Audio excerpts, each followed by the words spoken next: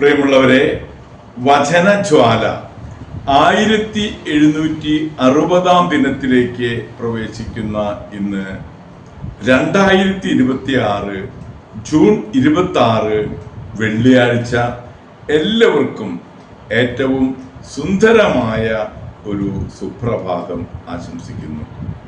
നമ്മളിന്ന് തിരുഹൃദയ വണക്കമാസം 26 ദിവസത്തിലേക്ക് പ്രവേശിക്കുന്ന ഇന്നത്തെ വചന വായനയിൽ എസെക്കിയേലിന്റെ പുസ്തകം 37 അധ്യായം 15 മുതൽ 27 വരെയുള്ള തിരുവാക്യങ്ങളാണ് നാം ശ്രവിക്കുക. 2 വടികൾ. കർത്താവ് എന്നോട് അരുളി ചെയ്തു, മനുഷ്യപുത്ര, ഒരു വടിയെടുത്ത് അതിൽ യൂദായ്ക്കും അവനോട് ബന്ധപ്പെട്ട ഇസ്രായേൽ സന്തതികൾക്കും എന്നെഴുതുക. വേറൊരു വടിയെടുത്ത് അതിൽ എഫ്രായിമിന്റെ വടിയായ ജോസഫിനും അവനോട് ബന്ധപ്പെട്ട ഇസ്രായേൽ ഭവനം മുഴുവനും എന്ന് എഴുതുക. ഒന്നായി തീരത്തക്ക വിധം അവ നിന്റെ കയ്യിൽ ചേർത്ത് പിടിക്കുക. ഇതുകൊണ്ട് നീ എന്താണ് ഉദ്ദേശിക്കുന്നതെന്ന് ഞങ്ങൾക്ക് കാണിച്ചു തരില്ലേ എന്ന് ജനം നിന്നോട് ചോദിക്കും. അപ്പോൾ അവരോട് പറയുക, ദൈവമായ കർത്താവ് അരുളി ചെയ്യുന്നു, ജോസഫിന്റെയും അവനോട് ബന്ധപ്പെട്ട ഇസ്രായേൽ ഗോത്രങ്ങളുടെയും വടി എഫ്രായിമിന്റെ കയ്യിലുള്ളത് തന്നെ ഞാൻ എടുക്കാൻ പോകുന്നു. അതെടുത്ത് യൂദായുടെ വടിയോട് ചേർത്ത് ഒറ്റ വടി പോലെ പിടിക്കും. അവ എന്റെ കയ്യിൽ ഒന്നായി തീരുകയും ചെയ്യും. നീ എഴുതിയ ആ വടികൾ അവർ കാണെ പിടിച്ചുകൊണ്ട് അവരോട് പറയുക, ദൈവമായ കർത്താവ് അരുളി ചെയ്യുന്നു, ഇതാ ചിതറിപ്പോയിരിക്കുന്ന ജനതകളുടെ ഇടയിൽ നിന്ന് ഇസ്രായേൽ ജനത്തെ ഞാൻ കൊണ്ടുവരും. എല്ലാ ദിക്കുകളിൽ നിന്ന് ഞാൻ അവരെ ഒന്നിച്ചു കൂട്ടി സ്വദേശത്തേക്ക് കൊണ്ടുവരും.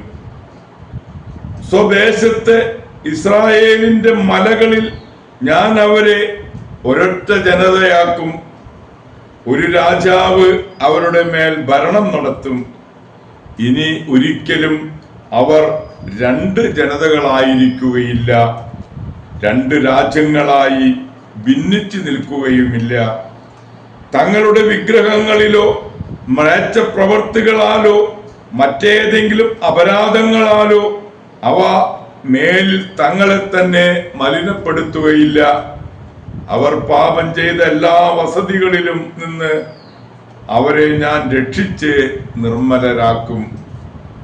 അങ്ങനെ അവർ എൻ്റെ ജനവും ഞാൻ അവരുടെ ദൈവവുമായിരിക്കും. എന്റെ ദാസനായ ദാവീദ് അവർക്ക് രാജാവായിരിക്കും.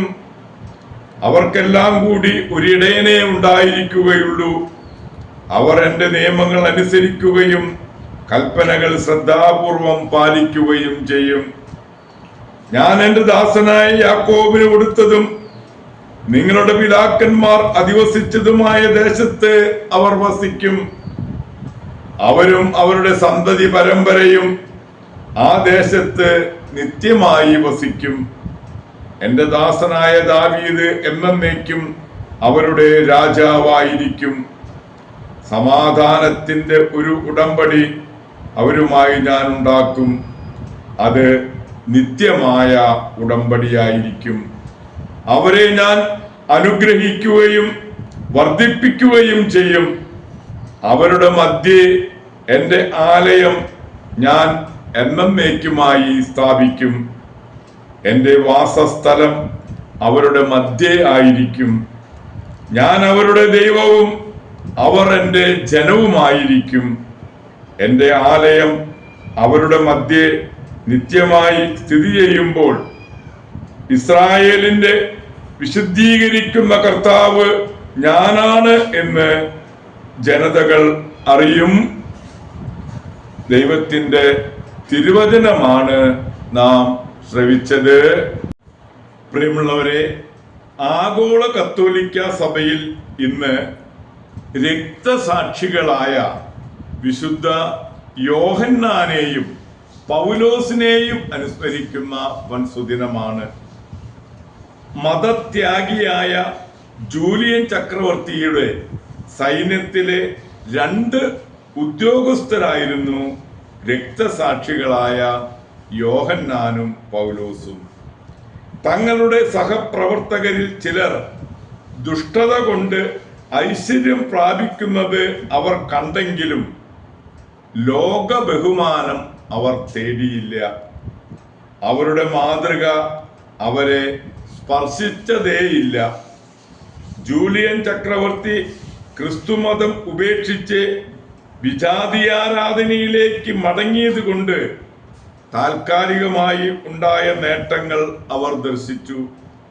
അവസാനം അദ്ദേഹം സ്വയം കുഴിച്ച കുഴിയിൽ തന്നെ വീണു. അല്ലയോ ഗലീലിയ, നീ തന്നെ ജയിച്ചു എന്ന് പറഞ്ഞുകൊണ്ട് അദ്ദേഹം മരിച്ചു. ക്രൂരനായ റോമൻ പ്രീഫെക്റ്റ് അപ്രോണിയാനൂസിന്റെ കീഴിൽ യോഹന്നാനും പൗലോസും രക്തം ചിന്തി മരിക്കുകയാണ് ഉണ്ടായത്. അവർ അസൂയാവഹമായ മഹത്വം നേടി. പ്രിയമുള്ളവരെ, ഇന്ന് തന്നെയാണ് മെത്രാനായ ആന്തൽമൂസിനെയും അനുസ്മരിക്കുക.